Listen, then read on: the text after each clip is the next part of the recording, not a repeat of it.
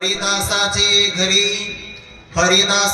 घरी मज उपजवा जन्मांतरी मनसे काही मागा हेची देगा पांडुरंगा। प्रस्तुत प्राप्त प्रसंगी कैवल्य साम्राज्य चक्रवर्ती विश्वमौली ज्ञानोबाराय, शांती ब्रह्मसंत श्री एकनाथ महाराज, वैराग्य रागरसिक जगदवंद्य जगद्गुरु श्री संत तुकोबाराय आदी करून या विश्वातील ज्ञात अज्ञात दृश्य दृश्य कोटीतील सकल संत महापुरुषांच्या परम कृपाशीर्वादाने रौप्य महोत्सवी वर्षामध्ये पदार्पण करत असलेला भव्य दिव्य स्वरूपाचा उत्सव आणि या उत्सवातील आज उपांत्य कीर्तनाची सेवा गत जन्माच्या अनेक प्रकारच्या पुण्याचा संग्रह संचय करत असल्यामुळे त्या पूर्व पुण्याचा परिपाक झाल्यामुळे ही सेवा आज वाट्याला आलेली आहे। विठ्ठल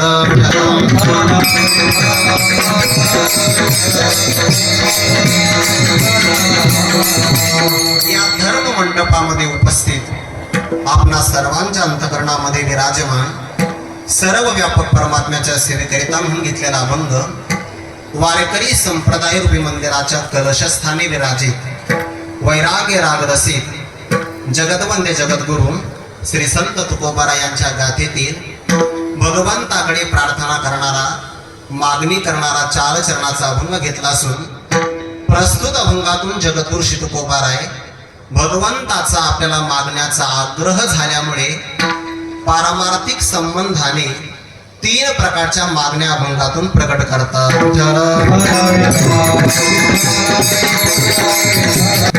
आपल्या समोर 2 शब्दाचा परिहार देतो आहे। शास्त्रामध्ये असं चिंतन केलं आहे, भारत देशामध्ये जन्म प्राप्त होणं फार कठीण आहे। भरतखंडे नरदेह प्राप्ती हे तो परम भाग्याची संपत्ती। विशेष प्रकारच्या देशामध्ये आपल्याला जन्म मिळत असेल तर ते आपलं परम भाग्याचं लक्षण आहे। भारत देशामध्ये भगवंताचे जेवढे अवतार झाले तेवढे अवतार इतर प्रांताच्या वाट्याला आले नाही। त्या भारत देशामध्ये अनेक प्रकारचे राज्य आहे। अवतार झाल्यामुळे ज्याला महाराष्ट्र म्हटलं जातं ते आपलं राज्य आहे। या महाराष्ट्रात महात्म्य भरपूर आहे म्हणून महाराष्ट्र। विठ्ठल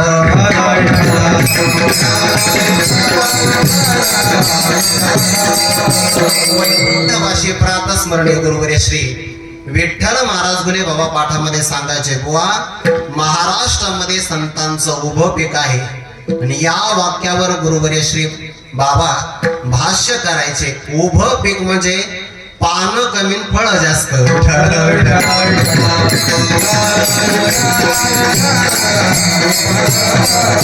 जगात असा संप्रदाय नाही, जगात अशा प्रकारचा पंथ नाही। आपल्या संप्रदायामध्ये जसा देव आहे तसा देवही जगात नाही। ऐसा विटेवर देव कोठे, अनेक वैशिष्ट्याने संपन्न असणारा हा आपला महाराष्ट्र प्रांत। आणि या महाराष्ट्रामध्ये अशी काही गावं आहेत की ज्या गावाचा वारकरी संप्रदाय फार मोठा उपकार आहे। जगद्गुरु तुकोबारांचं प्रमाण मला या संबंधाने व्यक्त करायचं आहे। तुकोबाराय म्हणतात, पवित्र ते कुळ पावन तो देश जेथे हरीचे दास जन्म घेते। नाही नंतर, आता नंतर विठ्ठल विठ्ठल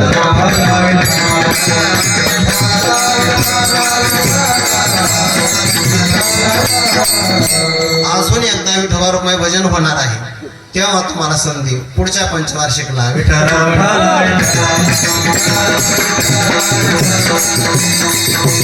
जे कुळ पवित्र आहे, जो देश पावन आहे, त्या देशामध्ये हरीचे दास जन्म घेतात असाही या चरणाचा अर्थ होईल। पण नरेशजी महाराज या चरणाचे एक आपल्याला अपूर्व अर्थ प्रकट करता येईल। जेथे हरीचे दास जन्म घेती ते कुळ पवित्र तो देश पावन। विठ्ठल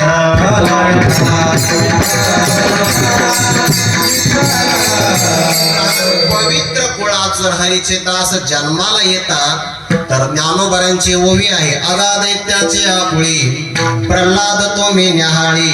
मग दैत्याचं कुळ पवित्र नाहीये, पण भक्त प्रल्हाद जन्माला आल्यामुळे दैत्य कुळाचा चुकारे इंद्र ही सरी नाही उपरे मनोने भक्ती गाई तसरे जातीय प्रमाण जेथे हरीचे दास जन्माला येतात त्यांच्या प्रभावामुळे ते कुळ पवित्र होतं आणि त्यांनी जन्म घेतल्यामुळे तो देश पावन होतो. या प्रमाणाचा उहापोह करण्याचं काही कारण नाहीये. हे प्रमाण या नरखेड गावाला प्राप्त होतं. नर शब्दाचा शास्त्रीय अर्थ असा होतो न रमते विषयेषु यः सह नरः. विठ्ठल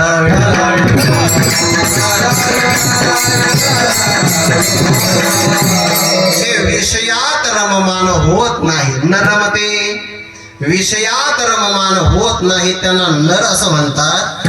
आणि या गावातले असे अनेक नररत्न आहे जे विषयात रमले नाही, आत्मस्वरूपात रममान झाले. तो काम सर्वता जाय जयाचे आत्मसंतोषी मन राहे. आणि जे महापुरुष परमात्म स्वरूपामध्ये रममान होतात त्यांच्या मुखारविंदातून येणारी वाणी अमृत स्वरूप असते. आणि मुखा वाटे अमृत वचने. ज्यांच्या मुखातून ही वाणी आली असे वैकुंठवासी गुरुवारी अमृत बाबा ठरले.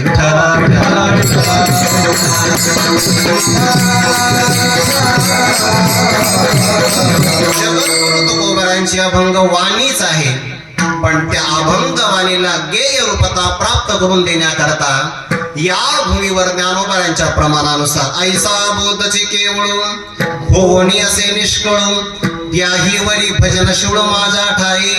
बोध संपन्नता धारण करून ज्ञान गिळवून गावा गोविंद गा. भक्तीच्या नंतर सुद्धा बोध संपन्नतेच्या नंतर सुद्धा परम प्रेमास्पद भक्तीचा अंगीकार करता येतो असं ज्यांनी आपल्या आचरणातून दाखवून दिलं. वैकुंठवासी गुरुवर्य भजन भीष्म रामचंद्र बाबा बोबे गोदे याच गावातले. विठ्ठल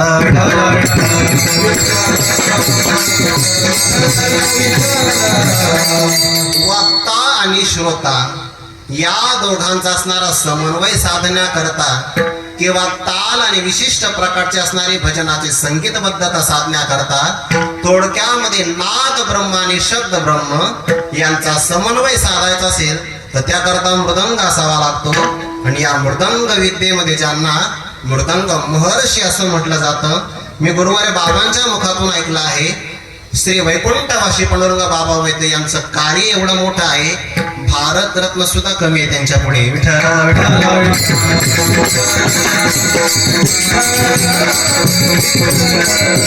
काही कारणास्तव काही क्षय प्राप्त झालेल्या मृदंग विद्या निरोगी करण्याकरताच्या महात्म्यांचा अवतार झाला ते पांडुरंग बाबा वैद्य.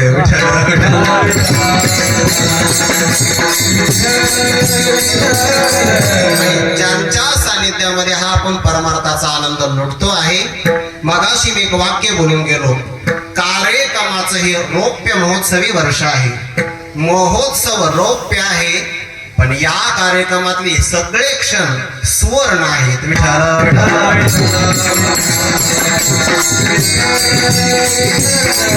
त्याचं कारण आहे सदा सेव्या श्रीमद भागवती कथा. सदैव भागवत कथेचं श्रवण करावं. त्या कथेचा प्रभाव काय आहे पुढे ओघात आला तर मी सांगण्याचा प्रयत्न करेन. क्षमा मागून सांगतो नरेश महाराज, तेवढा माझा अभ्यास नाही पण सहन करा.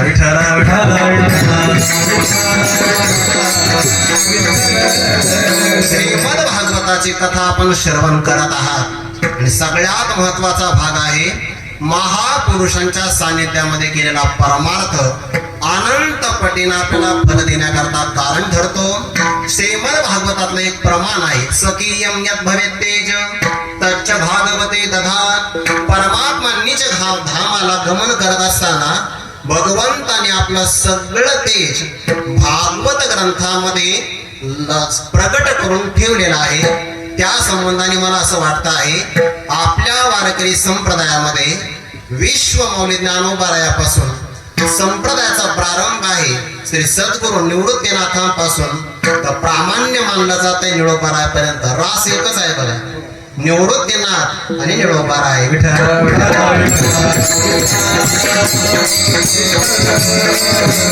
या सगळ्या संतांच्या मनातला अभिप्राय समाजाला आकलन व्हावा या करता एका क्रांतिकारक महापुरुषांचा महाराष्ट्रात जन्म झाला.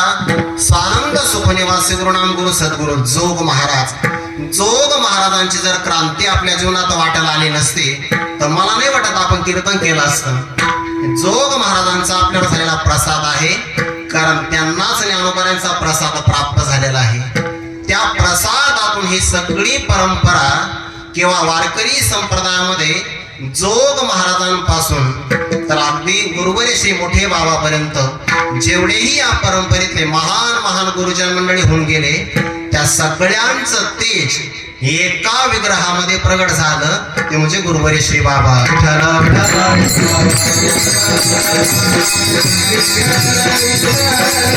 बाबांच्या संबंधाने माझ्या मनात अनेक भावना आहे, पण सगळ्याच भावनांना शब्दाचा आकार देता येत नाही. बऱ्याचदा त्या भावना जर दाटल्या तर कंठी प्रेम दाटे. विठ्ठला विठ्ठला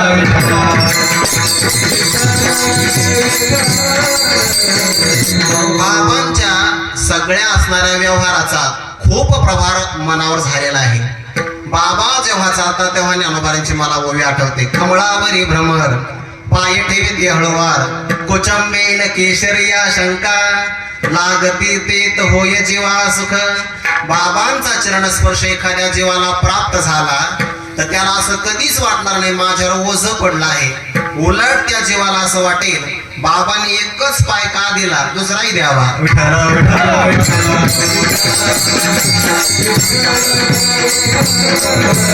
कारणच असं आहे, जे शांतीसी आले पल्लव नव्हे, जो घर रिघोनी वरिला शांती जगी, दया तेची गिवसीत ते ज्ञान पावे निश्चित, जया माझी अचुंबित शांती असे. ज्ञानोबरांच्या प्रमाणाचा आधार घेऊन जसे ज्ञानोबराय निवृत्तीनाथांच्या नावाचा उल्लेख करतात, असा सगळ्या बोधाचा ज्ञानाचा सगळ्या गुरुजनांच्या दैवी संपत्तीचा परिपोष ज्या एका दिव्य विग्रहामध्ये प्रगट झाला. ऋषितुल्य असणारे एक व्यक्तिमत्व समन्वय महर्षी शांती ब्रह्म गुरुवर्य श्री मारुती बाबा कुरेकर. विठ्ठल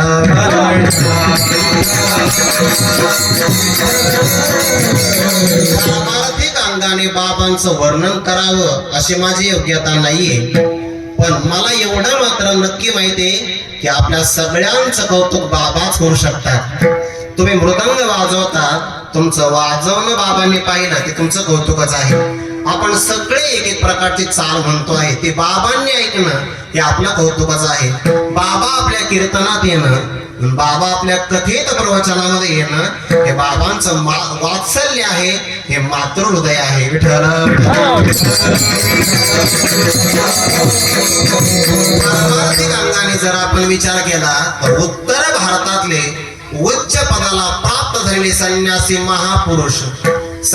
महापुरुषाची परंपरा अशी आहे, ते देवाला सुद्धा नमस्कार करत नाही. देवाला फक्त दंड लावतात, त्यांचा नमस्कार देवाला प्राप्त होतो. पण असे अनेक महापुरुष गुरुवर्य बाबांच्या चरण कमलावर नतमस्तक होतात. हा बाबांचा पारमार्थिक अधिकार आहे, तो पाहण्याची योग्यता आपली नाही. दुसरं उदाहरण सांगतो, याचा वेगळा भाव मात्र मनात धारण करू नका. आपल्या भारताचं एक फार मोठं वैशिष्ट्य आहे की आपल्या भारत देशाला एक राजा मात्र विद्यमान काळात फार चांगला मिळाला आहे. हल्लीचा राजा गंगेमध्ये स्नान करतोय. विठ्ठल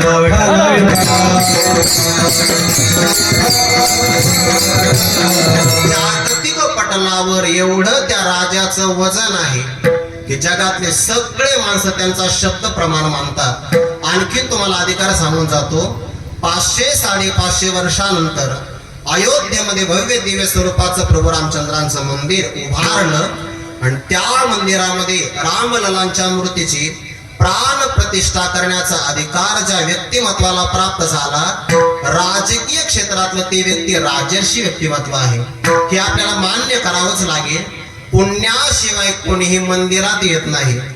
त्यांना तर प्राण प्रतिष्ठा करण्याचा योग प्राप्त झाला, त्यांचा तेवढा अधिकार आहे. पण मला ते नाही सांगायचं, मला पुढचं सांगायचं आहे.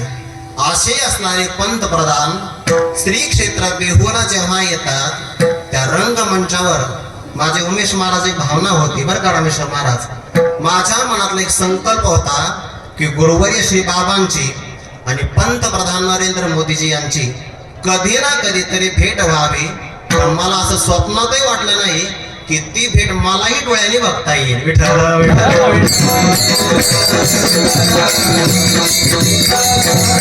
असं मोठं व्यक्ती जेव्हा त्या व्यासपीठावर आलं, पुढचा ऐका काय बाबांचा अधिकार आहे. सगळ्यात पहिला नमस्कार बाबांना केला त्यांनी. विठ्ठल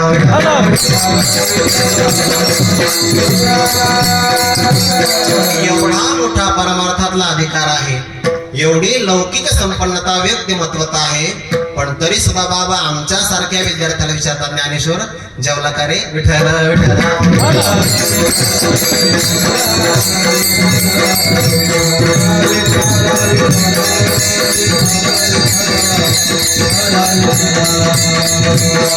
कालचाच प्रसंग सांगून जातो, ओघात आहे म्हणून. कालच बाबांनी सांगितलं रात्रीचा वेळ प्रवासाला चांगला नसतो बरं. ज्योतिष शास्त्राच्या दृष्टिकोनातून रात्री प्रवास करू नये. बाबांचं पुढच एक वाक्य आहे, टाळता आलं तर टाळत जा. विठ्ठल विठ्ठल.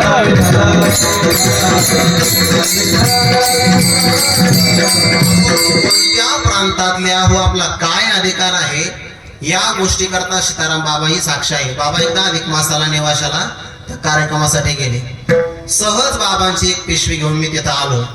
बाबांनी ते श्रीनिवास महाराजांना विचारलं, ज्ञानेश्वरी येतो का बघ म्हणे. विचारा. मी मोकळाच आलो होतो, फक्त अंगावर असणारे कपडे. श्रीनिवास महाराजांनी मला विचारलं, सीताराम महाराज पण होते, की बाबा म्हणतात ज्ञानेश्वरी येतो का. मी मागचा पुढचा काही विचार नाही केला, सरळ गाडीत बसलो. पण बाबांना माहिती होते हा मोकळाच आलेला आहे, याचे शाल अंगावर नाही, दुसरा ड्रेसही आणला नाही. सायंकाळी जेवण झालं आणि बाबांनी सीताराम महाराज सांगितलं, अरे तो तसाच आलाय, त्याला एक शाल दे. विठ्ठल विठ्ठल.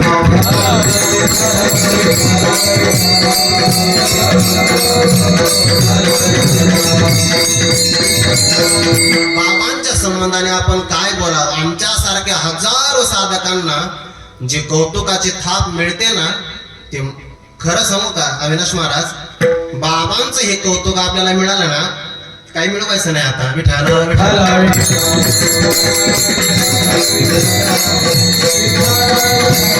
बाबांची सेवा ज्यांना प्राप्त झाली आहे त्या बाबतीमध्ये आम्हाला तुमचा हेवा वाटतोय बरं. आमच्या मनात द्वेष नाहीये, पण एक माझं हे वाक्य नाहीये, बरोबर डॉक्टर बाबांचं वाक्य आहे. त्रेतायुगामध्ये मारुती रायांनी प्रभू रामचंद्रांची फार मोठी सेवा केली. हे यथा माम प्रपद्यन्ते तमस्तथैव भजाम्यहम. भगवंताचा नियम आहे, जो मला जे देतो त्याला मी तेच देतो. मारुती रायाने जर आपली सेवा केली असेल तर आपल्याला ही मारुती रायाची सेवाच करावी लागेल. मारुती रायांची सेवा करण्याकरता प्रभू रामचंद्र साक्षात जानकी सीता माता एका विग्रहात प्रकट झाल्या, म्हणजे सीताराम महाराज. विठ्ठल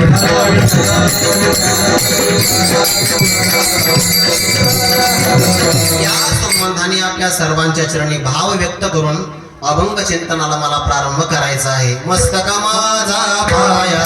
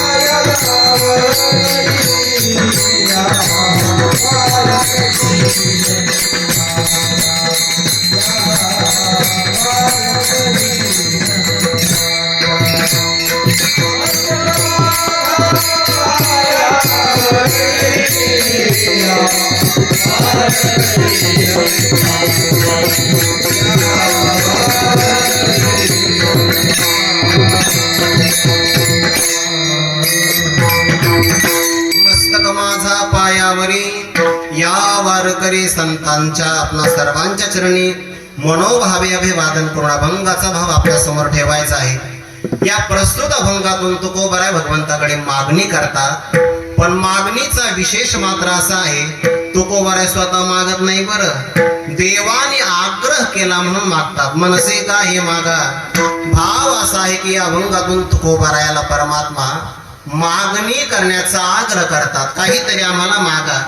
काय संतांचं व्यक्तिमत्व असेल. देवाने त्यांच्याकडे लालायित होऊन बघावं. मागण्याचे वास काही मुखाकडे चिंतेल्या रोकडे मनोरथ. देवाला असं वाटतं आहे की संतांनी आपल्याकडे काहीतरी मागावं, आणि आपलं उलट आहे. आपल्याला असं वाटतं देवाने आपल्याला काहीतरी द्यावं असं आपल्याला वाटतं आहे, पण त्याला देण्याची इच्छा नाही. आणि त्याला ज्यांना देण्याची इच्छा आहे ते मागणी करत नाही.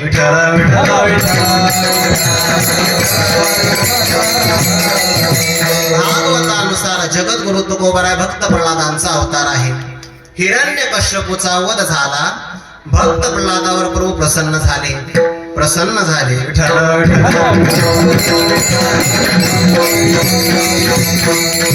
प्रल्हादा, मला यायला विलंब झाला, काहीतरी वरदान माग. भक्त प्रल्हादाने सांगितलं, भक्ती करावी हा आमचा स्वभाव आहे, आणि जर भक्तीच्या मोबदल्यामध्ये आम्ही तुम्हाला काही मागितलं तर तो व्यापार होईल. हे सांप्रत काळातल्या व्यक्तीने लक्षात ठेवलं पाहिजे. भक्तीचा व्यापार होऊ नये.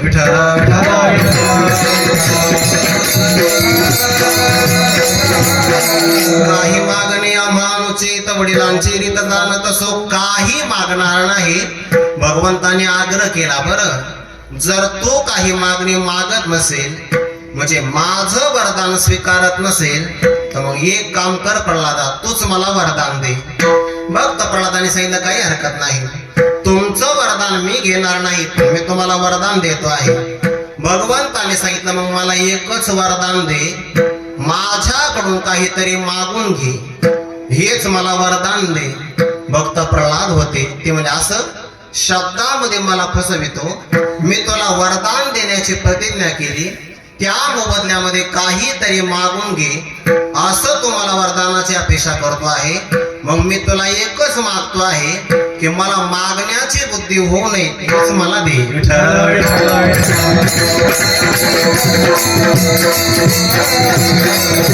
काहीही न मागणारे जगद्गुरु तुकोबाराय आजच्या अभंगातून मात्र का मागणी करतात, त्याचं कारण असं आहे, परमात्म्याने आग्रह केला, पहिलं कारण. आणि दुसरं कारण असं आहे की भक्ताच्या जीवनामध्ये मागण्याचा प्रसंग आला तर भक्त तेच मागतात जे त्यांना स्वप्रयत्नाने प्राप्त करणं कठीण वाटतंय.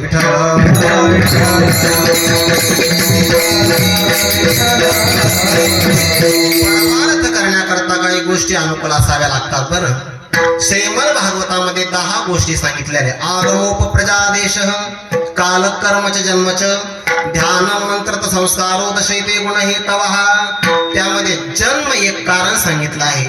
10 गोष्टी मनुष्याला जर योग्य प्रमाणात मिळाल्या तर त्याचा सत्व गुण वाढतो, आणि त्याच गोष्टी 10 जर त्याला विपरीत मिळाल्या तर त्याचा रजोगुण किंवा तमोगुण वाढतो. आगमः, शास्त्र कोणतं मिळतं याला महत्व आहे. आपह, त्याला जल प्राशन करण्याकरता कोणतं मिळतं, म्हणजे तीर्थ कोणतं मिळतं.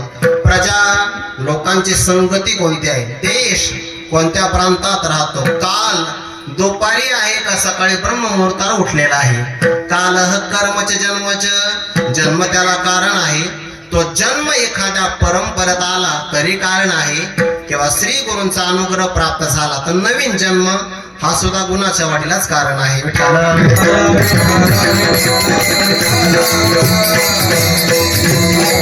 योग्य ठिकाणी जर आपल्याला जन्म मिळाला तर आपल्याला परमार्थाचा आनंद लुटता येतो. संतांना मोक्ष प्राप्त करणं काही कठीण नाही. शास्त्रामध्ये विचार असा केलाय, प्राप्ताचीच प्राप्ती आपल्याला घडते आहे. फक्त आगंतुक असणारा भ्रम निवृत्त करावा लागतो. पाणी प्राप्तच आहे, फक्त शेवाळ दूर करावं लागतं. चंदन प्राप्तच आहे, सर्पांचा विडा दूर करावा लागतो. आपल्याला लोणी प्राप्तच आहे, ताकाचे अंश फेडणे, तयाचे नाव लोणी काढणे. हे सगळं असं ठरलं आहे, भ्रम निवृत्त झाला की आपल्याला स्वरूपाची प्राप्तीच आहे. स्वरूपाच्या प्राप्तीला श्रम नाही, भ्रम निवृत्तीला कष्ट आहेत.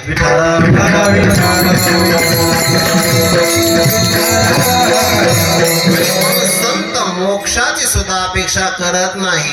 मोक्ष पद तुच्छ,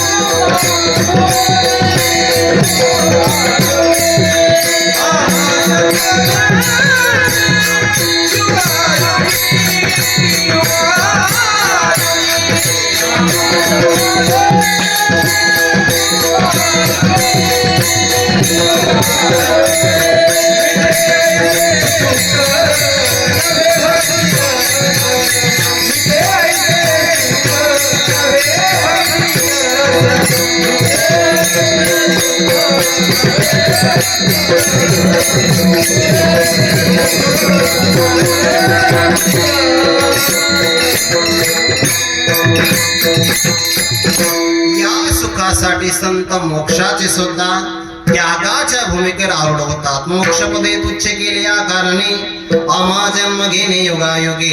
त्याचं कारण असं आहे, भक्ती प्रेम सुखाचा आनंद विशिष्ट लोकातही मिळत नाही आणि विशिष्ट देहातही मिळत नाही.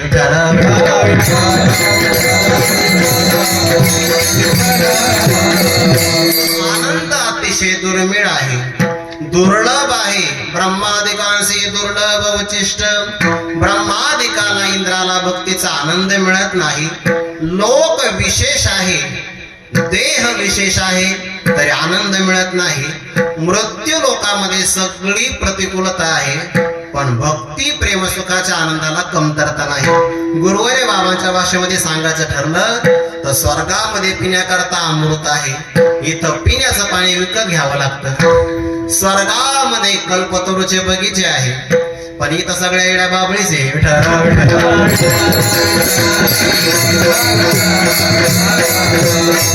असा जरी मृत्यू लोक असेल तरी सुद्धा हे मृत्यू लोकीचे उपराटे हे जरी खरं असेल तरी मृत्यू लोकात मात्र एक विशेष आहे बघा, एक विशेष. असं करते ब्रह्मादेव. धन्य धन्य मृत्यू लोक म्हणती भाग्याचा धन्य मृत्यू लोक म्हणती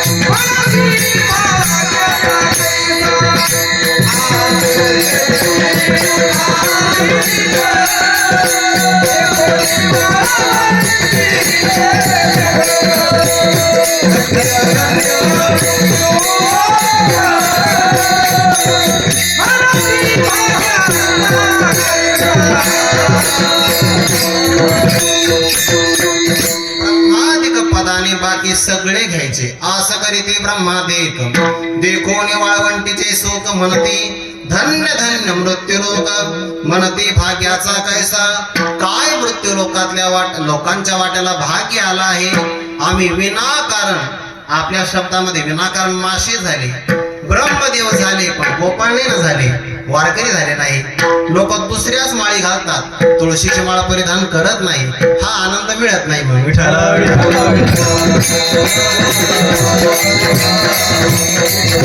या आनंदासाठी मृत्यू लोकात यावं लागतं. या आनंदासाठी वारकरी संप्रदायातच जन्माला यावं लागतं. भगवंताचा भक्त झाला तरी त्यालाच आनंद प्राप्त होतो. हा आनंद एका जन्मात संपत नाही बघा. पोट सेविता न धाये, मुख भुकेली चर आहे. तुका म्हणे पाये कोण वास मुक्तीची. या आनंदाला प्रतिबंध दोन आहे बरं. भक्ती प्रेम सुखाच्या आनंदाला दोन प्रतिबंध आहे. एक आहे भोगाचा, दुसरा आहे मोक्षाचा.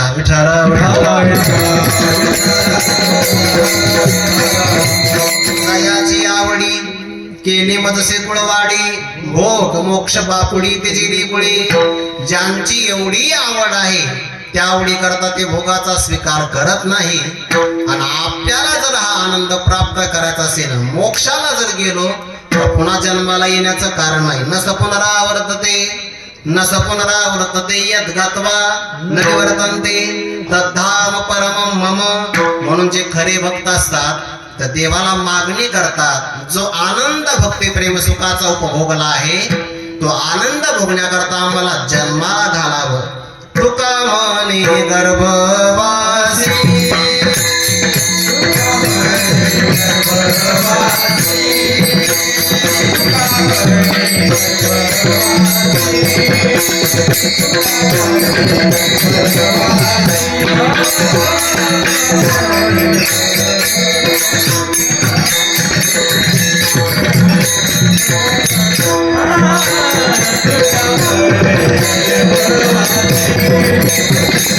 Thank you.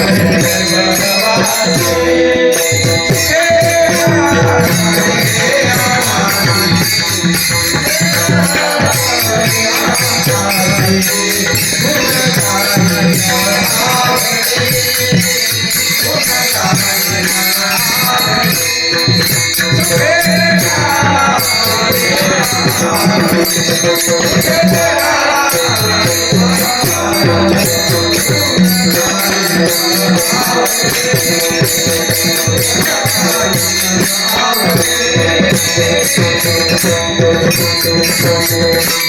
देवाचे जे भक्त असतात ते देवाला अपेक्षा करतात. तुका म्हणे गर्भवासी सुखे घालावे आम्हासी जयाची आवडी केली मजशी कुळ वाडी किंवा ज्ञानोबाऱ्या सांगतात तया माझी असावी त्याची चाड तरी तेची पूर्वी कोड का सेवा म्हणते तरी आड प्रेम सुये ऐसा म्हणी जो जो धरी ते भाव तो तो पुढा पुढा लागे तया देव आणि दिदलियाचा निर्वाह तो हिमीची करी.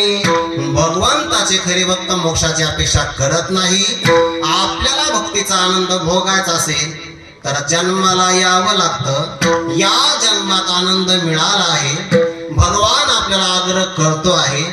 तुकोबराय मागणी मागतात मज उपजवा जन्मांतरी प्रभो जन्मांतरी म्हणजे आगामी दुसऱ्या जन्मामध्ये आपण मला शरीर प्रदान करा पण दुसरीकडे मात्र मला जन्माला घालू नका.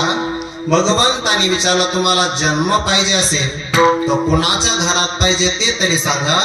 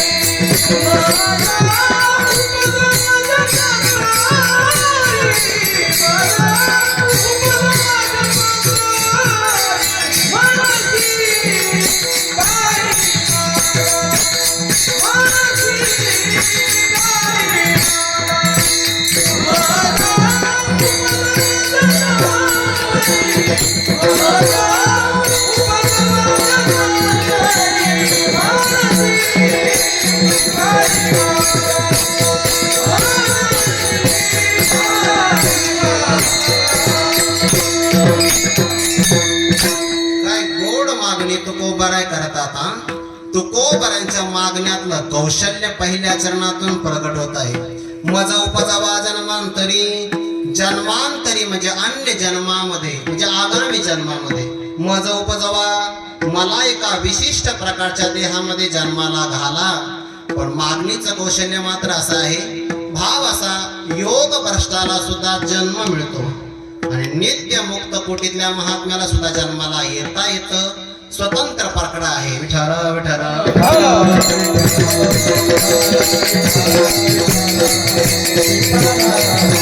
जर एखाद्या साधकाची साधना चांगल्या प्रकारे सुरू झाली आहे. ज्ञानोबा त्याला उदाहरण देतात. एखादा व्यक्ती प्रवासाला निघाला पण प्रवासाला त्याला ज्या गावाला जायचं आहे तो गाव येण्याच्या अगोदर जर तो थकला आणि त्या दिवशी सूर्य मावळला तर त्याला गावाकडं अलीकडेच मुक्कामाच्या अलीकडे दुसरा मुक्काम करावा लागतो. जर तो वेगाने चालला असता तो दिवस माळवण्याच्या अगोदर मुक्कामाला पोहोचला असता. अभ्यासाचा उचलता पाऊली जरी चालता दिवसा तिठा गीता सोहम सिद्धी दे तसा साधकही प्रवासाला निघतो. इंद्रिये ग्रामोनी निघाला आस्तेची वाटा लागला आत्मसिद्धीची पुढीला नगराया वया. इंद्रियांच्या गावातून निघाला आहे. आस्तेचा रस्ता त्याने पकडला आहे. आत्मसिद्धीच्या गावाला जायचंय मुक्कामाला पण मंद प्रवास त्याला मंद प्रयत्न म्हणतात. आपल्याकडे शब्द आहे बघा मती मंद आणि मंद मती.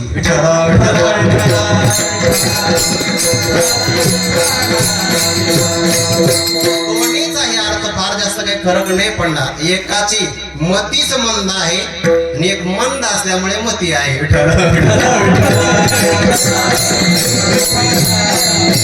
ज्याचा चालण्याचा वेग साधनेतला कमी असेल त्याला योग भ्रष्ट म्हणतात. त्याला जन्म मिळतो बघा.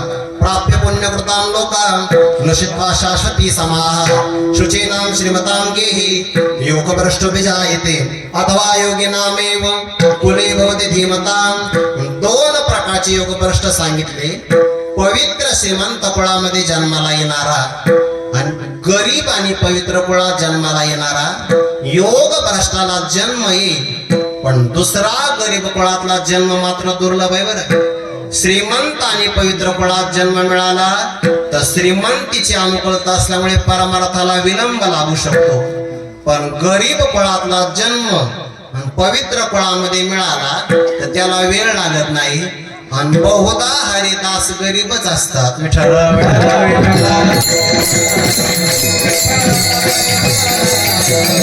चांगलं निरीक्षण करा भगवान शंकर हिमालयात राहतात आणि त्यांचे भक्त लंकेत राहतात रावणासारखे म्हणजे भक्त श्रीमंत आहे आणि आपला प्रभू वैकुंठात राहतो आणि सगळे भक्त झोपडीतच राहतात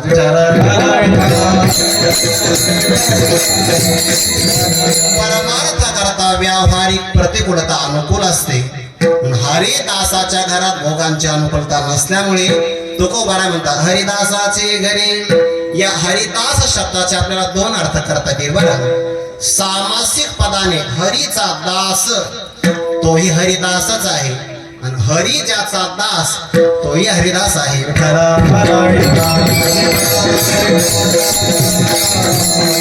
चार भक्तापैकी हरीचा दास या प्रकारामध्ये अर्थ जिज्ञासू अर्थार्थी हे हरीचे दास आहे ज्ञानी भक्त असा आहे तो हरीचा दास नाही हरीच त्याचा दास आहे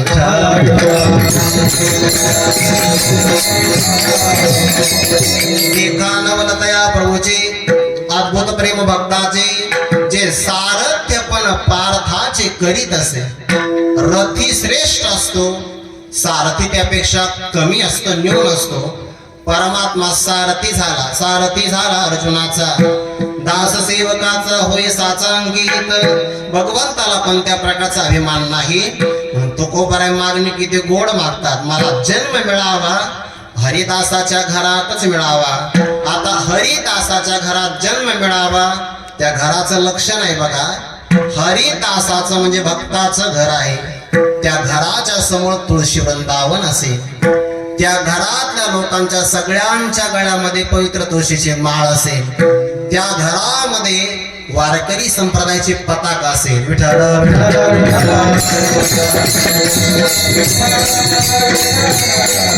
हनुमंतरायाने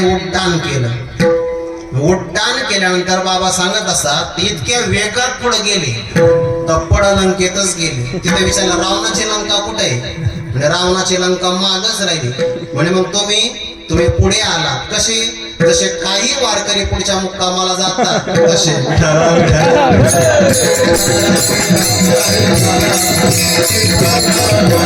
रावणाच्या बहिणीची पडलंका आहे जानकी मातेचा शोध घेण्याकरता आले मला 3 घर सांगायचे आहे हनुमंतराय शोधन करतात पहिलं घर दिसलं तामस त्या एक कुंभकर्णाचं विचार महिपती महाराजांनी खूप भक्ती विजय ग्रंथामध्ये गोड चिंतन केलं बघा त्या कुंभकर्णाच्या घरासमोर हाड पडलेली होती हाड कारण तो मांसाहार करायचा ज्यांच्या समोर घरासमोर हाड पडलेले असतात ते कुंभकर्णच असतात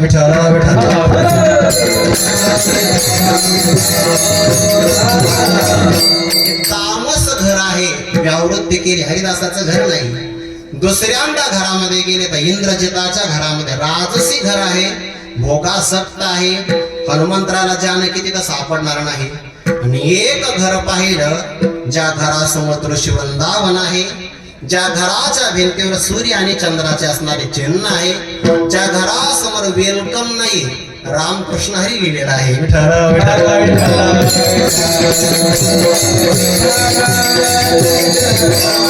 लक्षात आला रे इथं येड्या बाबळीमध्ये तुळशी कसं काय उगवली त्याचं कारण आहे राक्षसामध्ये सुद्धा कोणीतरी विभीषण महाराज असतात दैत्यांच्या कुळामध्ये कोणीतरी भक्त प्रल्हाद असतात त्या घराचं वर्णन आहे तुळशी वृंदावन पाहिलं हरिभक्त त्या ठिकाणी येतात हरिदासाच्या घराचे वर्णन आहे जयाचे द्वारी तुळशी वृंदावन नाही ते स्मशान घर जाणार ते स्मशान नाही घर जाणार, तुळशी वृंदावनच नाही तर घर नाही स्मशान जाणार.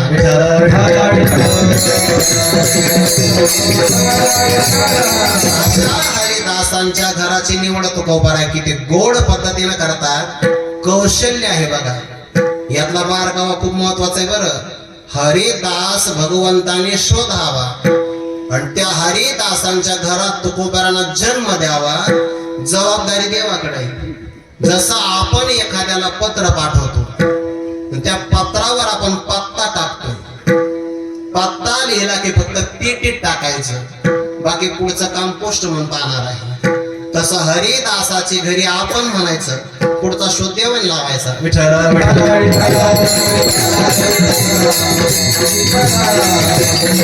हरिदासाचं घर कसं आहे, तो कोबारांसाठी विश्वंभर बाबांसारखं आहे. शांती ब्रह्म एकनाथ महाराजांसाठी भंडास महाराजांसारखं आहे. ज्ञानोबरांसाठी भक्त त्र्यंबक पुरुष आदी हे हरिदासाचं घर आहे. हरिदासाच्या घराची निवड का करतात? 4 प्रकाराचा फक्त विस्तार करतो बरं.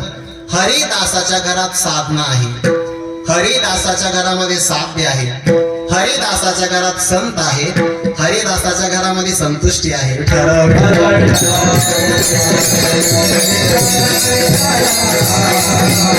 हरिदासाच्या घरामध्ये काय आहे? वैष्णवा घरी सर्व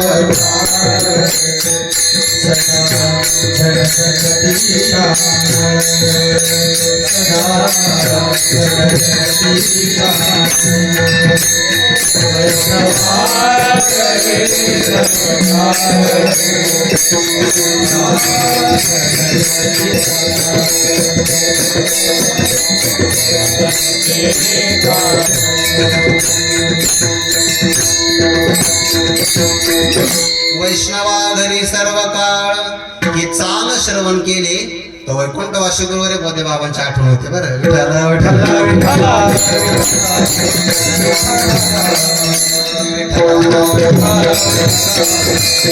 वैष्णवाच्या घरी जर कायम काकडा असेल, हरिपाठ असेल, भजन असेल तर वेगळी साधना करण्याचं कारण नाही. अनायासे साधना होते. आळंदीत जर राहिला ना तर अनायासेच परमार्थ होतो.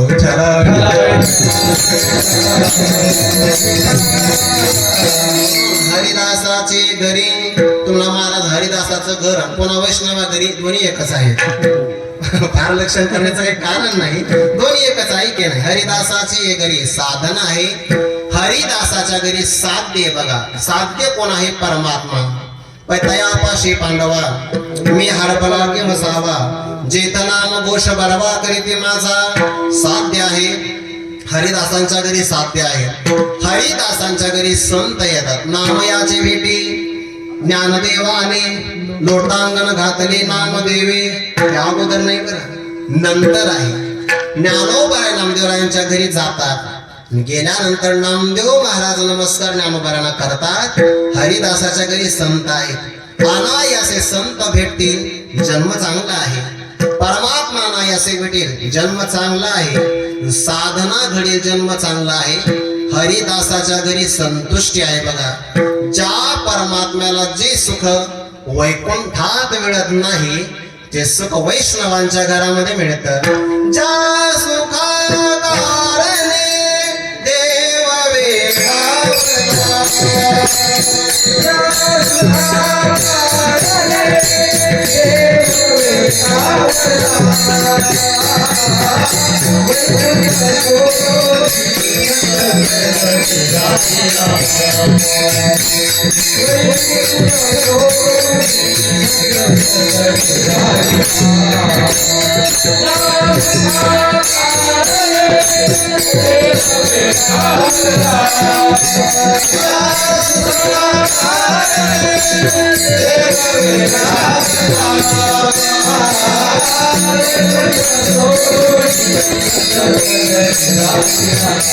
Sweet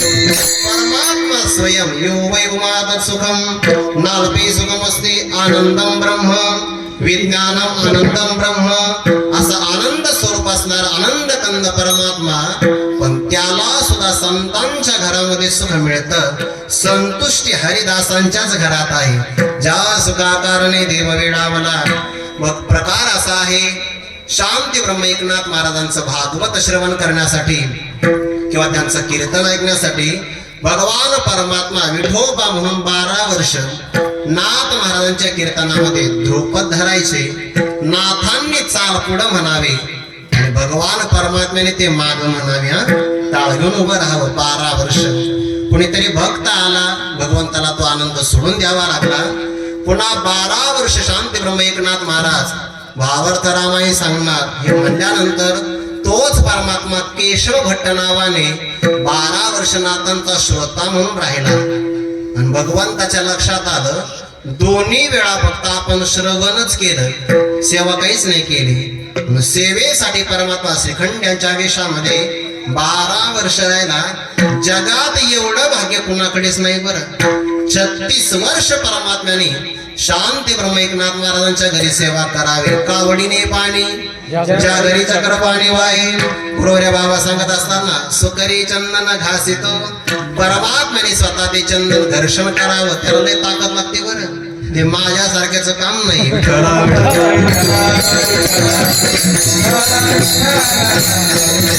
भगवंताने शांती ब्रह्म एकनाथ महाराजांच्या पूजेसाठी देवाला चंदन लागते चंदनाची उटी तयार करावी त्या 6 नेवर ते चंदन घासावं आणि चंदनाची उटी गोळा तयार करून शांती ब्रह्म एकनाथ महाराजांच्या हातात द्यावं अगोदर ते चंदन शीतल आहे आणि त्यात शांती ब्रह्म एकनाथ महाराजांचा स्पर्श प्राप्त झाला तेही शीतल आणि हेही शीतल आणि भगवंताचं ते चंदन घासता घासता कपाळावर घाम यावा नाथांनी तो घाम पुसून काढावा आणि त्यांच्या मस्तकावर चंदनाची उटी लेपित करावी भगवंताला ते चंदन घासता घासता स्वतःही लावता आलं असतं ना पण नाही ते नाथांच्या हातून यावं त्याला वेगळं महत्व आहे विठाला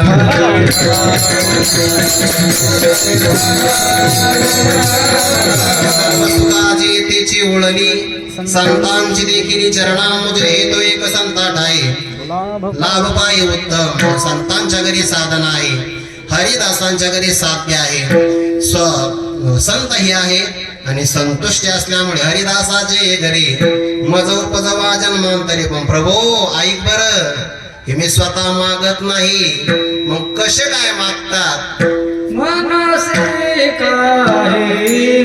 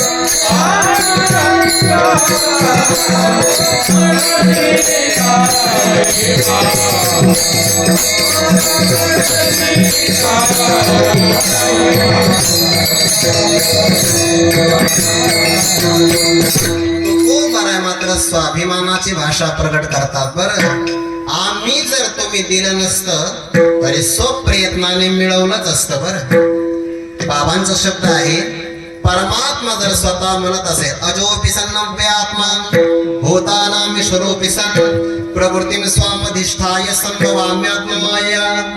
जन्माला येण्याकरता काम कर्म विद्या असावी लागते. भगवंताकडे कोणत्याही प्रकारचा संबंध नसताना नित्य मुक्त परमात्मा जर अवताराला येऊ शकतो, तर तुकोबरासारखे संत सुद्धा स्वप्रयत्नाने येतो जातो. आम्ही देवाचे सांगाते येऊ शकतो जाऊ शकतो, पण देवाने आग्रह केला मान ठेवायचा म्हणून, नाहीतर आम्ही सुद्धा मिळवलं असतं. मनशी काही मागा हेची दे का पांडुरंगा. पांडुरंगा तू आम्हाला काहीतरी मागा मागा असं म्हणतोय, म्हणून आम्ही मागतोय. बरं, द्यायचं असेल तर अन्य काही देऊ नको. हेची दे का पांडुरंगा. पण पांडुरंग मात्र शब्द वापरला कसा, थोडं बारकाईने ऐका. बरं, ते आपलं ऐकण्याच्या बाबतीमध्ये भागवतामध्ये परीक्षित राजा आणि श्रीमद भगवद्गीतेमध्ये भक्त राजा अर्जुन हे दोन आदर्श असले पाहिजे. विठ्ठल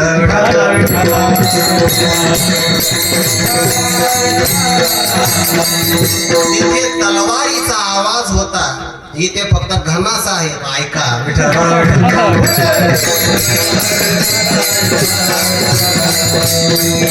ऐका, भगवंताचा संबोधन वापरलाय पांडुरंगा. ज्याचा पांडुरका रंग आहे त्याला पांडुरंग असं म्हणतात. भगवान परमात्मा तर नील वर्णाचा आहे. नीलांबुज श्यामल कोमलांगम. काही म्हणतात देखीला सावळा, देखील आनंदाचा.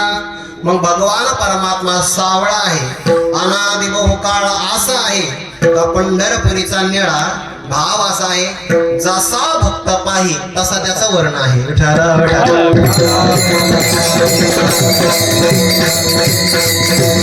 भगवंताला पांडुरंग असं नाव का प्राप्त झालं? भगवान परमात्मा बालवयामध्येच खोडी करायचे. लहान मुलं आणि खोडी करत नसेल तर त्याला लहान म्हणताच येत नाही. बाबा वाक्य सांगत असतात, सगळ्या गवळणी यशोदा मैयाकडे आल्या आणि सांगितलं कन्हैयाला आवर फार खोड्या करतो आहे. यशोदा मैयाने सांगितलं तुमचे मुलं खोड्या करतच नाही का? तुमचे मुलं का स्थित प्रज्ञ का भाषा सगळे स्थित प्रज्ञच आहे का?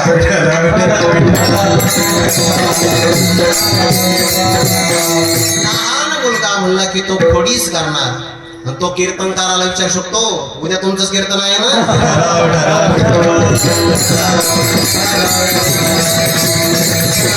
भगवंताने गावात खोड्या केल्या, तक्रारी यशोदा मैयाकडे आल्या, खरं वाटलं नाही.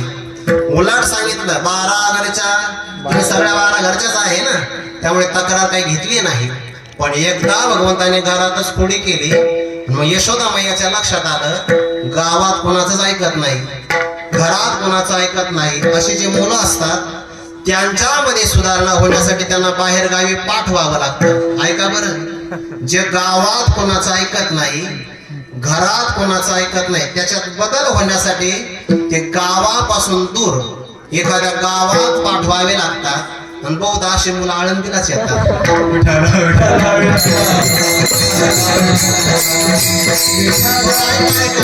जे गावात कोणाचं ऐकत नव्हतं त्याला जर ज्ञानोबाच्या समाधीचा आणि गुरुजनांच्या चरणाचा स्पर्श झाला की अख्खं गाव त्याच ऐकतं म्हणून.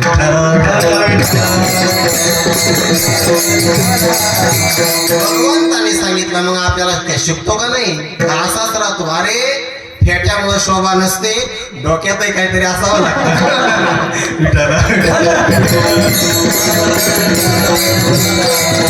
भगवंताने सांगितलं, बाबांचे शब्द सगळे असं कधी झालंय का? विद्यार्थी कुठं गुरुजीला शिकवत असतो का? वेद येण्याचे पडवडी वेद केला शाना. वेद पुराण वगैरे काही शिकायचं नाही. भगवंताने गायीची वासरं घ्यायची, चारण्याकरता गायी वासरं घेऊन जायची. सकाळी परमात्मा पुढे जायचा, सगळ्या गायी माग यायच्या. सायंकाळी मात्र उलट आहे. सायंकाळी वासराची उड लागल्यामुळे नाना गाय चरी डोंगरी चित्त बांधिले वत्से घरी, त्यामुळे काही वेकात पळत यायच्या. सायंकाळचा वेळ असल्यामुळे गायींचे असणारे चरण त्याला खुर असं म्हणतात. त्या गायींच्या खुरापासून काही मातीचे कण ओढायचे. ज्या काळामध्ये हे गायीच्या पायाचे रजकण उडतात त्याला गोरज मुहूर्त असं म्हणतात. सायंकाळचा तो वेळ आहे. तो पत्रिकेत बघायला मिळतो, वाचायला मिळतो, पाळीत कोणीच नाही. गायीच्या खुराचे रजकण भगवंत पाठीमागे असल्यामुळे भगवंताच्या चेहऱ्याला लागायचे आणि सावळ्या वर्णाचा परमात्मा पांडुरंगाचा दिसायचा. रच्या पुढे आला की एका रचा लोक होतो बरं, रोरी नावाचं सूत्र आहे ते. म्हणून पांडुरंग एका रच झाला लोक, राहिला फक्त पांडुरंग. विठ्ठल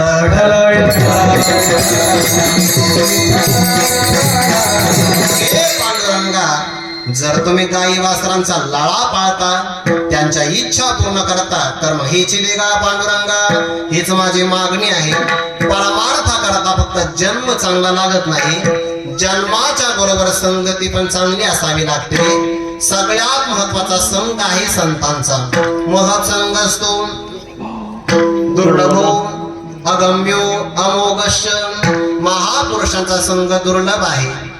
प्राप्त झाला तर कळत नाही, पण न कळून प्राप्त झाला तर वायाही जात नाही.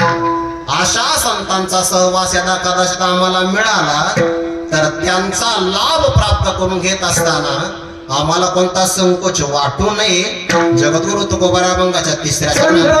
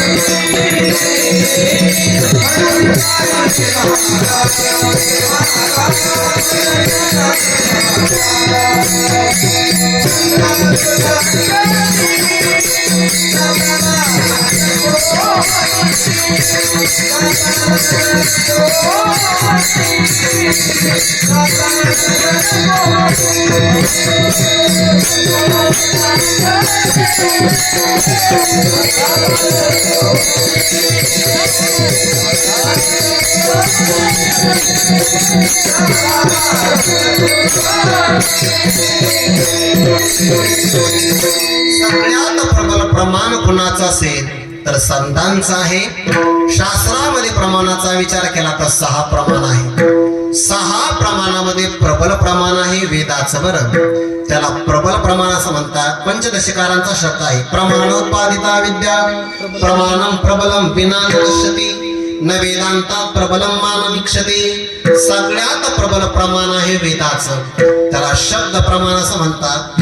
वेद प्रमाण आहे, गाळून या भेद प्रमाण तो आहे 6 वेद. सगळ्यात प्रबल प्रमाण आहे 6 प्रमाणात वेदाचं. वेदाला सर्वज्ञ कल्प म्हणतात. वेदापेक्षा जवळजवळ सर्वज्ञ आहे, पण ईश्वरासारखा मात्र तोही सर्वज्ञ नाही. म्हणून नेते नेते म्हणून बहुडे, तोही नेते नेते म्हणून बहुडे. भगवान म्हणतात की नाही, वेद जाणीवेचे निबळे, कोणे वेदापासून आगळे, शेषावणी तोंडाळे बोलके आते. पण तो सुद्धा नेती नेती म्हणून बहुडे.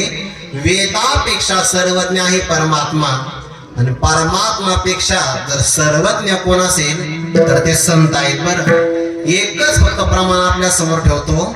भगवान परमात्म्याने गीता सांगितली आणि विश्वमौली ज्ञानोबरायाने ज्ञानेश्वरी सांगितली. चांगला आहे का? भगवंताने सांगितली ती व्यासांनी लिहून घेतली. व्यासांनी ती शब्दबद्ध केली आहे. व्यास श्रीकृष्णोक्ती आभार ग्रंथाचा केला. व्यासांचा उपकार आहे.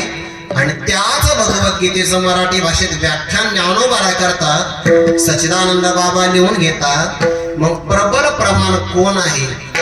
देव आहे का ज्ञानदेव आहे? भाव सांगू का, ज्ञानोबा देवापेक्षा प्रबल आहे. का बरं? भगवान असं नाही म्हणू शकत, माझी या सत्यवादाचे वाचा केले भूत कल्प. भगवंताने असं फक्त मनावर छातीला हात लावून, अरे अर्जुना माझी या सत्यवादाचे तप. भक्तराज अर्जुन म्हणे, अरे तू माझ्या देखतच प्रतिज्ञा केली होती, मी शस्त्र हातात धारण करणार आणि पळतच निघाला.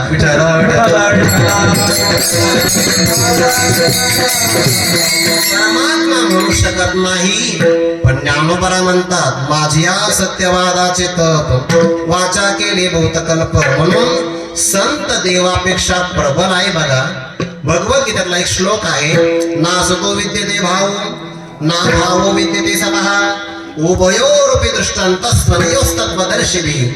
भगवंताने प्रमाण कोणाचं दिलं आहे? तत्वदर्शिभिः ज्ञानिनस्तत्वदर्शिनः. या उपाधी माझे गुप्त चैतन्याचे सर्व गत. ते तत्वज्ञ संत, किंवा दुसरा पाठ आहे तत्वज्ञ सतत स्वीकारिते. भगवंताने स्वतःचं नाव नाही ठेवलं तिथं. तत्वदर्शिभिः त्याला संत असं म्हणतात. वेदापेक्षा देवाचं प्रबल प्रमाण आहे. प्रमाण त्यांचा बोला देव भक्ताचा बोला. देव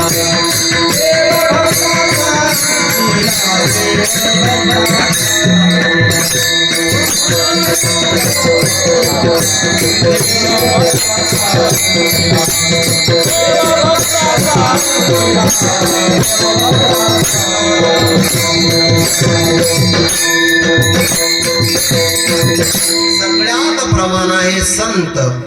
अशा संतांचा लाभ प्राप्त करून घ्यायचा असेल तर तत्वे प्रणिपातेन परिप्रश्ने सेवया, त्यांना नमस्कार करावा लागतो. तनु मनो जीवे चरणांशी लागावे आणि गर्वत करावे दासे सतोळ. किंवा अर्जुना हे गुरुवे भक्ती सांगितले तुझ प्रती. जे अखंड गर्वता होण्यासाठी, जे जयांची विनयीची संपत्ती, जय जय मंत्री अर्पिती माझ्या ठाई नमिता मानापमान गळाले. किंवा नमस्कंताः या त्या पदाचं व्याख्यान आहे. संतांकडून जर आपल्याला लाभ प्राप्त करून घ्यायचा असेल तर त्यांना लोटांगण घालणं. साधू संतांच्या दाटणी तुका जाय लोटांगणी. लोटांगण घालणं हा महत्वाचा प्रकार आहे. नम्रतेनं संत वश होतात. शिवांश तू साप पाहिला का रे? साप पाहिला का? साप हा कसा चालतो? साप कसा चालतो? साप पळतो आरामशीर.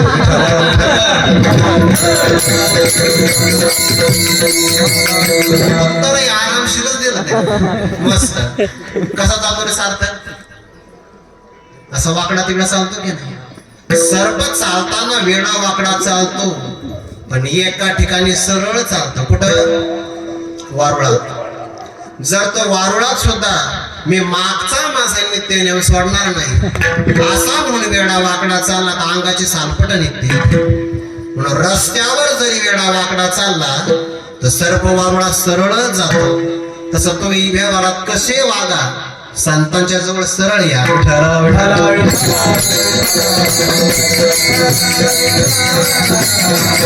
या वाक्याचा भरतार्थ घेऊ नका, नाहीतर मग महाराजच म्हणजे कसंही वागा असा अर्थ काही घेऊ नका. संतांच्या समोर नम्रतेने या. संता लोटांगणी जात असताना बऱ्याचदा लाज आडवी येते, म्हणजे संकोच वाटतोय. बघा मी एवढ्या पदाचा आहे, एवढा रूपवान आहे, एवढी माझी प्रतिष्ठा आहे, कसं त्यांना लोटांगण घालावं. कधी कधी मनुष्याला लाज वाटते. विस्तार मला पुढं करायचा आहे. आणखीन एक मागणी मागता. तुका म्हणे अंगी शक्ती देई नाचे रंगी, मनसे काही मागा ह्याचे देगा पांडुरंगा. परमार्थ करता शक्ती लागते. तुकोबऱ्यांना एकदा ताप आला. बघा चित्रात वर्णन आहे. तुकोबऱ्यांना वारीला जाणं शक्य झालं नाही. वाट बाहे बाहे निडळी ठेवून हात, पंढरीचे वाटे दृष्टी लागणेसे चित्त. हे सगळा जर आनंद भोगायचा असेल ना तर शक्ती अंगात असावी लागते. काही प्रवास केल्यानंतर बराच क्षीण होतो आहे. आणि तो प्रवासाचा क्षीण अनुभव आल्यानंतर असं वाटत आहे की आपल्यापेक्षा गुरुवारी बाबांचं आरोग्य किती चांगलं आहे.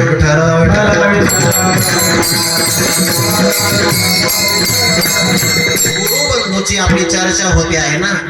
बाबांच्या जीवनामध्ये हा सगळा उल्हास आहे. याचं एकमेव कारण सांगू का?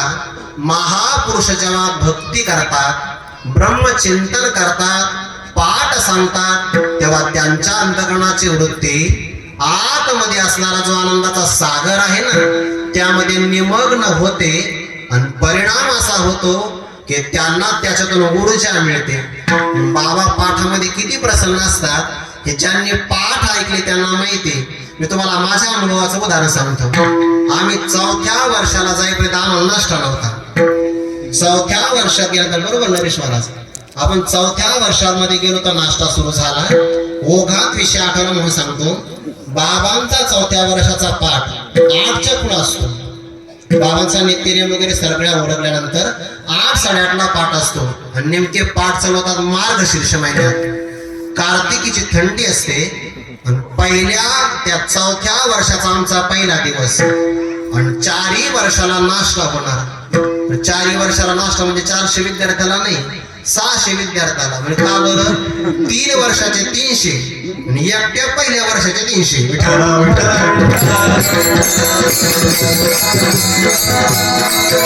सगळी प्रार्थना झाली आणि त्या प्रार्थनेमध्ये जेव्हा नाश्ता वाढला, मला आजही माझ्या डोळ्यासमोर ते चित्र फिरत आहे की गुरुवारी बाबा सकाळी 7लाच प्रार्थने आले थंडीमध्ये. आणि त्या संस्थेच्या प्रार्थनेच्या त्या प्रांगणामध्ये आता सध्या तिथं ब्लॉक बसवले आहे. तिथे उजव्या बाजूला, बरं उजव्या बाजूला पाठीमागे स्वयंपाकगृह आहे. तिथे सगळ्या पंक्ती बसल्या. त्या पत्रावळी आणि त्या मला अजून आठवतं मुगाच्या डाळीची खिचडी होती नाश्त्याला. बाबा प्रत्येक रांगेमध्ये आडवे आणि उभे सगळ्या रांगेमध्ये फिरले. बाबांचा चेहरा एवढा प्रफुल्लित होता, त्याचं कालही आपण उदाहरण पाहिलं बघा. कालच होता. बाबांना आपण म्हणलं बाबा एखादं फळ खाता का संत्री? बाबा काय म्हणजे अरे तुम्ही खा, त्यात मला आनंद आहे.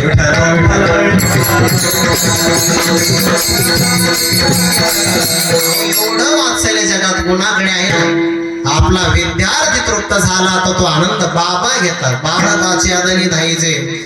मला 4थ्या वर्षाचं बाबांचं एक वाक्य आठवतं. बाबा 4थ्या वर्षाच्या विद्यार्थ्याचा तो निरोप समारंभ असताना म्हणतात, तुम्ही असं समजू नका की आता संस्थेपासून तुम्ही दूर चालले. तुम्ही संस्थेचेच आहात. परत संस्थेत यायचं, हक्काने राहायचं, पोटभर जेवायचं.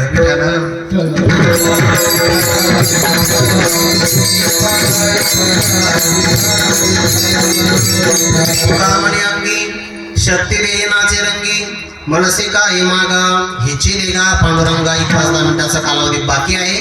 एकदा पांडुरंगाचं मोठ्या प्रेमाने भजन करा. मला एक कथा आपल्या समोर ठेवायची आणि मग थांबायचा. मोठ्या प्रेमाने भजन, मोठ्याने टाळी वाजवा.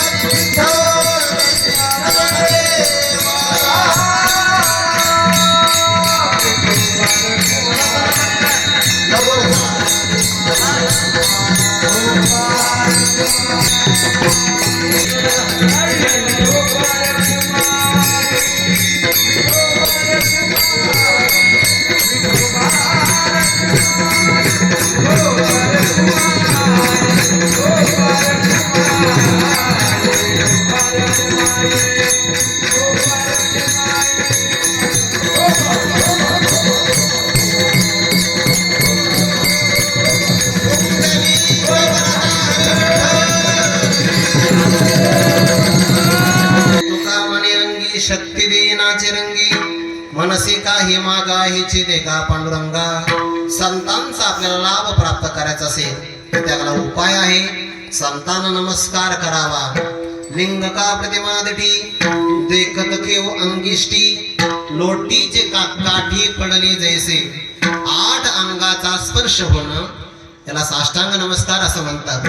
आणि संपूर्ण अंग काठी प्रमाणे सोडून देणं याला दंडवत नावाचा किंवा लोटांगण नावाचा नमस्कार असं म्हणतात.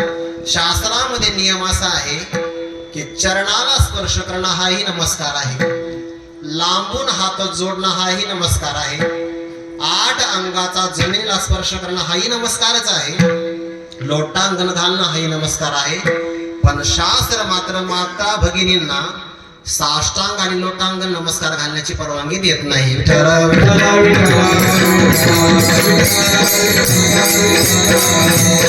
संतांना आपण नमस्कार लांबून करू शकतो. संता लोटांगणी जाता लाज नको म्हणे, लाज आडवी येते बरं. खरं तर 4 गोष्टीत लाजूच नाही. धनधान्य श्रेय संग्रहेषु, धनधान्य प्रयोगेषु, विद्या संग्रहेषु च आहारे व्यवहारेच त्यक्तला ज्या सखी भवे. त्यातले 3 नाही जरी अनुभवाला आले तरी आहारे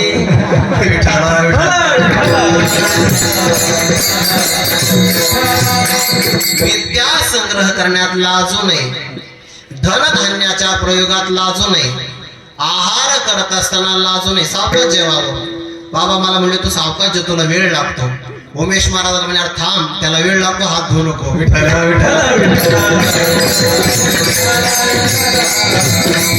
आम्ही सुद्धा बाबांच्या समोर नाही लाजत. भीड कवनाचे धरतो माया आमची. आपण आपले हट्ट यांच्याकडून नाही पूर्ण करून घ्यायचे तर घ्यायचे कोणाकडून. बाबा सांगत असत ना, एखादा विद्यार्थी आळंदीला आला त्याला विचारलं तू घरून कसा आला, म्हणजे सांगता आला. बस का आला आहे ना जोग महाराज.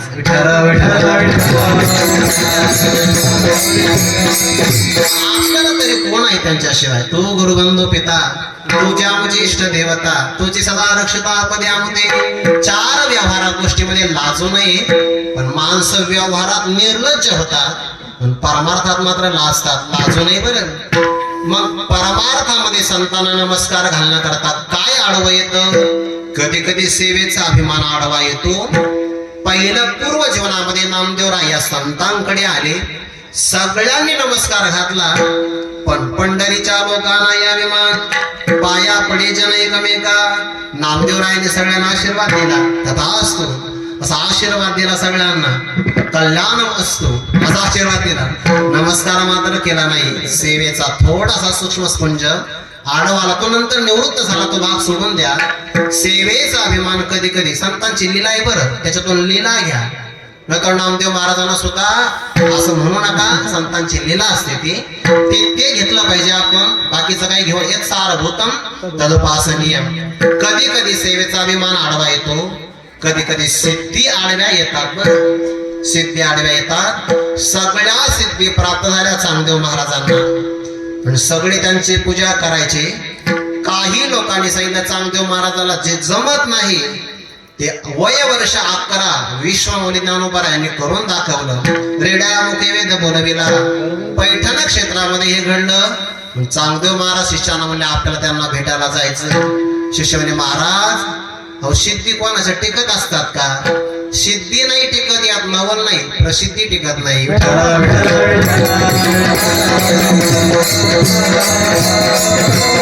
प्रसिद्धी प्रतिष्ठा आणि पैसा यांचा अंत पाहिला असा जगात आजतागत कोणीच झाला नाही. म्हणून सिद्धीच्या माग लागूच नाही. सिद्धी लावी पिसे. आता सिद्धी जर पिसे लावी तर प्रसिद्धी काय लावी? डबल पिसे.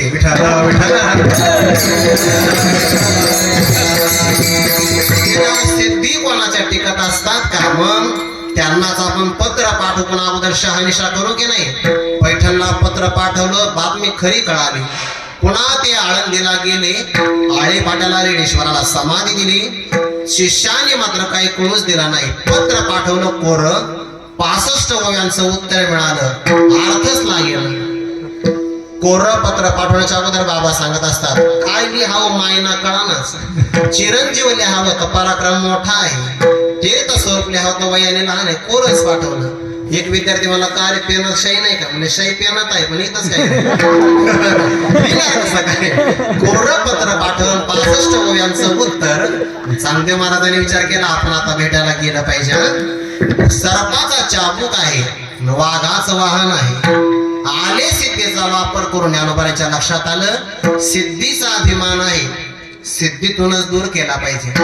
यांची सिद्धी जर सजीवावर चालते तर पण चालविली जड भिंती निर्जीव चालविली भिंती भिंतीवर विराजमान झाले. बाबांचं वाक्य आहे, चांगदेव महाराज आकाश मार्गे येत होते आणि भिंत चांगदेव महाराजांच्या वर गेली. ते वाघाने पाहिलं म्हणे भिंत जर खाली आली तर आपली चटणीच होईल. वाघाने दिला राजीनामा. चांगदेव महाराज आधान तरी समोर लक्षात आलं उपजताची ज्ञानी हे वर्म जाणूनी आले लोटांगणी. अगोदर नव्हते आले का प्रसिद्धी होती. संता लोटांगणी जाता लाज नको म्हणी मनसी काही मागायची देखा पांडुरंगा. ज्ञानेश्वर माऊली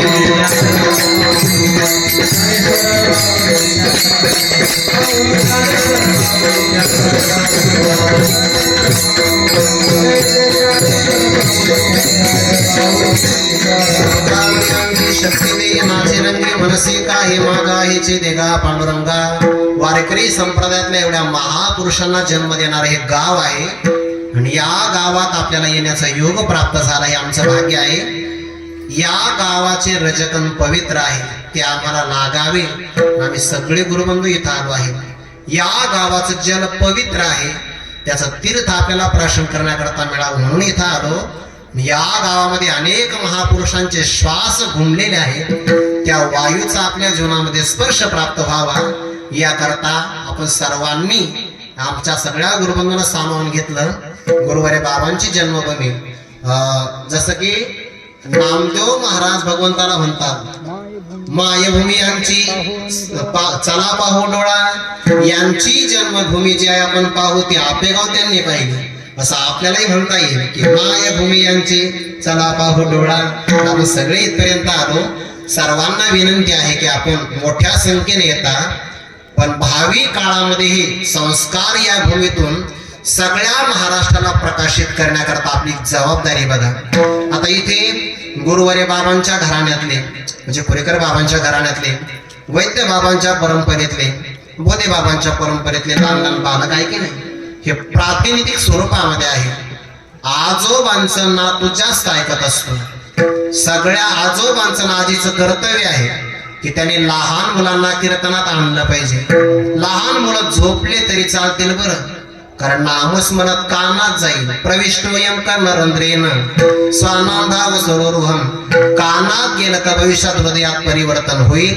आमची अशी अपेक्षा आहे जसं या गावांनी गुरुवारे बाबांसारखे रत्न महाराष्ट्राला दिले असे आणखीन एक चांगल्या प्रकारची पिढी तयार व्हावी. असे अनेक असणारे रत्न या भूमीचा सद्गुण आहे तो आणि ही भूमी त्यामध्ये कमी पडणार नाही. फार झालं तर तुम्ही कीर्तनाचा वेळ बदला पण लहान मुलं मात्र कीर्तनात आलेच पाहिजे यामध्ये दक्ष राहा. आता इथं 3 मुलं आले तर एवढा आनंद आम्हाला येतो आहे. काही सांगता येत नाही कोण भक्त प्रल्हाद असेल. हरिदासाची घरी असा अनेक प्रकारची आपली जबाबदारी आहे. ती विनंती आपल्या चरणारविंदी करून झालेली सेवा आमच्या सर्वांचा आराध्य दैवत म्हणून साधका तू माऊली पिके सारस्वत तुझी आपाऊली. या कारणे मी सावली न संधी तुझी. बोलण्याच्या ओघामध्ये माझ्याकडून बाबांच्या विषयी काही अमर्यादाही घडली असेल त्या बाबतीमध्ये मी बाबांच्या चरणारविंदी क्षमा मागतो आहे. नदीचं गढूळ पाणी समुद्राला आलं तर समुद्र त्यांची उपेक्षा करत नाही. तोच प्रकार आमचा आहे. आपण आमची उपेक्षा करू नये बाबा करणार नाही याचा आम्हाला विश्वास आहे. झालेली सेवा त्यांच्या चरणी समर्पित करून वाणीला पूर्ण विराम. तुकाराम तुकाराम